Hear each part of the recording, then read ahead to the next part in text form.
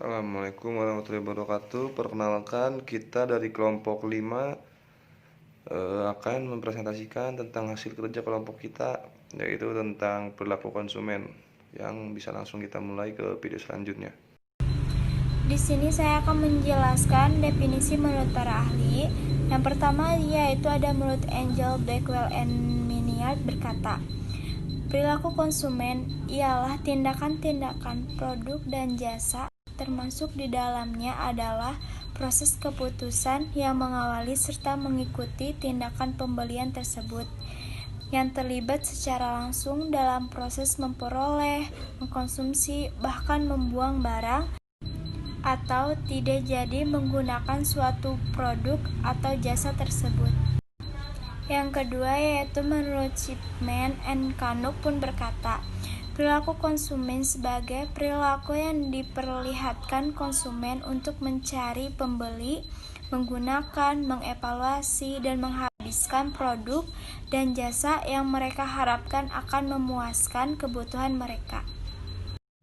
Dari dua definisi tersebut sama-sama menjelaskan perilaku konsumen itu merupakan tindakan yang dilakukan oleh konsumen tersebut yang dapat memuaskan konsumen tersebut.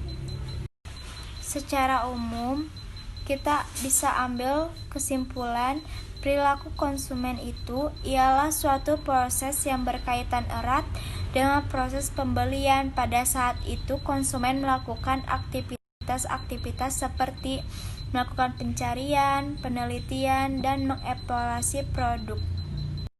Jadi, perilaku konsumen itu akan terjadi ketika kegiatan jual beli itu dilakukan dan akan menimbulkan aktivitas-aktivitas seperti pencarian, mengevaluasi barang atau produk yang akan dibeli sesuai untuk kebutuhannya dan memuaskan si konsumen tersebut. Perilaku konsumen. Untuk yang pertama, konsumen rasional. Konsumen yang mengedepankan seperti kebutuhan utama, kebutuhan mendesak, dan kegunaan produk terhadap konsumen tersebut. Dan yang kedua, konsumen irasional. Konsumen irasional, konsumen yang mudah terbujuk oleh iming-iming, potongan harga atau strategi marketing lainnya dari suatu produk tanpa mengedepankan aspek kebutuhan atau kegunaan produk tersebut bagi dirinya. Faktor yang mempengaruhi perilaku konsumen. Untuk faktor yang mempengaruhi konsumen, untuk yang pertama psikologis, situasional, serta sosial.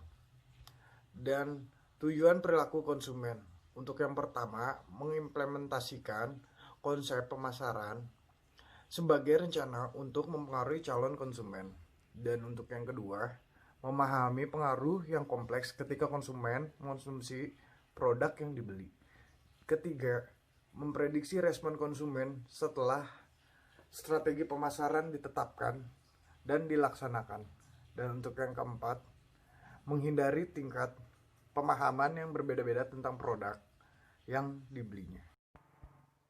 Pentingnya mempelajari perilaku konsumen. Yang pertama, teori ini menyediakan pertanyaan-pertanyaan krusial yang harus dijawab oleh manajer dalam pemasaran produk. B. Praktek pemasaran dirancang untuk merespon bagaimana perilaku konsumen mempengaruhi perusahaan, individu, dan masyarakat. C. Semua keputusan dan peraturan pemasaran didasarkan pada asumsi-asumsi perilaku konsumen. D. Keberhasilan dan kegagalan strategi atau program-program pemasaran yang dirancang dan dilaksanakan perusahaan tergantung pada pemahaman tentang perilaku konsumen. Jadi intinya, kita belajar perilaku konsumen yaitu mengamati, mengenal, mengetahui, mencari jalan keluar dari sebuah masalah yang dialami secara fenomenal. Dan yang paling penting adalah bagaimana seorang pemasar secara cerdas mampu masuk dalam masalah konsumen dan kemudian mencari solusi di balik masalah yang dialami konsumen. Selanjutnya, keuntungan memahami perilaku konsumen menurut M.C. Kechin. Yang pertama yaitu menjadi dasar-dasar bagi manajemen pemasaran untuk merancang strategi pemasaran. Yang kedua yaitu membantu pengembangan kebijakan publik bagi perusahaan. Yang ketiga, berkontribusi dalam pemasaran altruistik. Pemasaran altruistik adalah bidang studi yang meneliti penyebab kelalaian perilaku konsumen, mengaplikasikan penemuan untuk mengembangkan metode pemeliharaan dan mencegah guna mengurangi tindakan konsumen yang menyimpang. Dan yang keempat yaitu membentuk konsumen yang lebih efektif dalam pembelian. Selanjutnya ada kepuasan konsumen. Kepuasan atau ketidakpuasan adalah perasaan yang senang atau kecewa seseorang yang berasal dari perbandingan antara kesannya terhadap kinerja produk yang real atau aktual dengan kinerja produk yang diharapkan. Kepuasan konsumen diukur dengan beberapa besar harapan konsumen tentang produk dan pelayanan sesuai dengan kinerja produk dan pelayanan yang aktual. Oke, saya Muhammad Nur Aziz akan menjelaskan slide selanjutnya, yaitu tentang komponen sikap konsumen. Nah, ada 3 macam komponen sikap konsumen. Yang pertama itu kepercayaan merek, yang kedua itu evaluasi merek, dan yang ketiga itu maksud untuk membeli. Nah, yang pertama itu kepercayaan merek. Kepercayaan merek ini termasuk kepada kognitifnya sikap. Jadi kognitif itu kan pengetahuan, dimana ketika konsumen itu akan membeli barang, maka dia itu akan mencari tahu dulu tentang barang itu, akan mencari tahu bagaimana manfaatnya, bagaimana kelebihannya dan kekurangannya. Nah, setelah itu baru tumbuh kepercayaan. Nah, yang kedua itu tentang evaluasi merek. Evaluasi merek ini merupakan komponen efektif atau perasaan. Nah, dimana setelah membeli produk tersebut, si konsumen akan merasakan seperti kebutuhannya terpenuhi apa tidak, kecewa atau tidak, puas atau tidak, senang atau tidak terhadap produk tersebut. Nah, selanjutnya itu maksud untuk membeli. Maksud untuk membeli itu merupakan komponen konatif atau tindakan. Jadi setelah adanya komponen kepercayaan merek, setelah mempercayai merek tersebut bagus untuk dirinya, terus evaluasi merek. Selanjutnya ada tindakan, yaitu maksud untuk membeli. Oke, selanjutnya yaitu tentang fungsi-fungsi sikap. Oke, yang pertama itu ada fungsi utilitarian, di mana sikap ini berfungsi mengarahkan perilaku untuk mendapatkan penguatan positif atau untuk menghindari resiko. Manfaat produk bagi konsumen lah yang menyebabkan seseorang menyukai produk tersebut. Nah, yang kedua itu ada fungsi mempertahankan ego, di mana sikap ini berfungsi untuk melindungi seseorang dari keraguan yang muncul dari dalam dirinya sendiri atau dari faktor luar yang mungkin terjadi ancaman bagi dirinya. Nah, sikap ini akan menimbulkan kepercayaan diri yang lebih baik untuk meningkatkan citra diri dan mengatasi ancaman dari luar. Nah, biasanya contohnya seperti ini. Ketika kita membeli HP kepada counter, nah, maka si pelayan tersebut kan akan menawarkan beberapa rekomendasi HP yang memang bagus. Nah, saat itu terkadang pelayan tidak tahu apa yang kita butuhkan.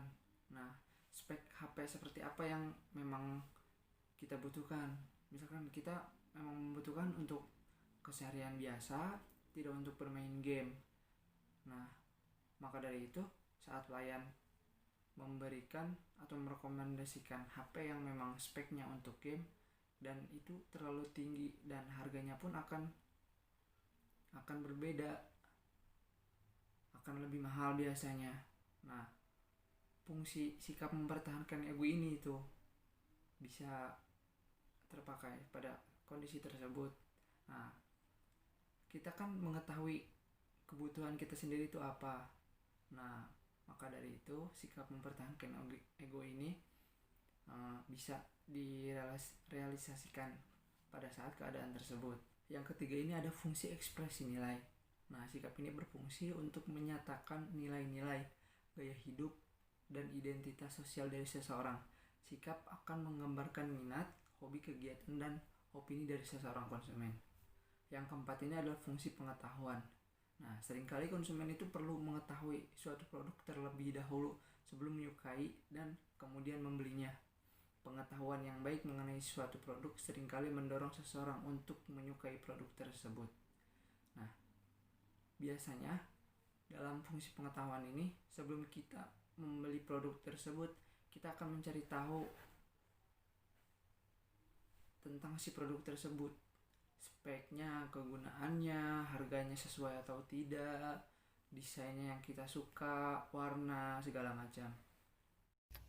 Baik, di sini saya akan menjelaskan materi terakhir dari kelompok kami tentang peranan sikap dalam pengembangan strategi. Dengan mengetahui sikap konsumen, maka pemasar dapat mengidentifikasikan segmen manfaat, mengembangkan produk baru, dan memformulasikan atau membuat formulasi baru, serta bisa juga mengevaluasi strategi promosi. Pemahaman sikap konsumen juga merupakan hal yang sangat penting. Pengembangan produk dapat dilakukan dengan terlebih dahulu mengetahui sikap konsumen. Karakteristik konsumen ada 4, yaitu pertama, demografi. Artinya, konsumen dikelompokkan berdasarkan kelas sosial, etnis, usia, pendidikan, penghasilan, agama, dan lain-lain. Kedua, preferensi pembelian produk. Artinya, konsumen dikelompokkan berdasarkan preferensi pembelian yang berada di lingkungannya, seperti keluarga, teman, dan lain-lain. Ketiga, persepsi manfaat produk bagi konsumen. Artinya, konsumen dikelompokkan berdasarkan persepsi produk seperti manfaat inti dan atribut produk.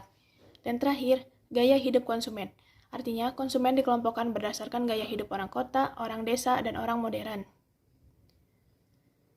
Kesimpulannya adalah yaitu perilaku konsumen adalah aktivitas ketika seseorang berhubungan dengan pencarian, pemilihan, pembelian, penggunaan, serta pengevaluasian produk dan jasa demi memenuhi kebutuhan dan keinginan.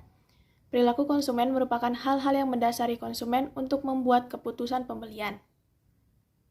Untuk barang berharga jual rendah atau low involvement, proses pengambilan keputusan dilakukan dengan mudah. Sedangkan untuk barang berharga jual tinggi atau high involvement, proses pengambilan keputusan dilakukan dengan pertimbangan yang sangat matang. Perilaku konsumen sendiri dapat didefinisikan sebagai interaksi dinamis dari pengaruh dan kesadaran, perilaku, dan lingkungan, di mana manusia melakukan pertukaran aspek hidupnya. Artinya, perilaku konsumen mengikutkan pikiran dan perasaan yang dialami manusia dan aksi yang dilakukan saat proses konsumsi.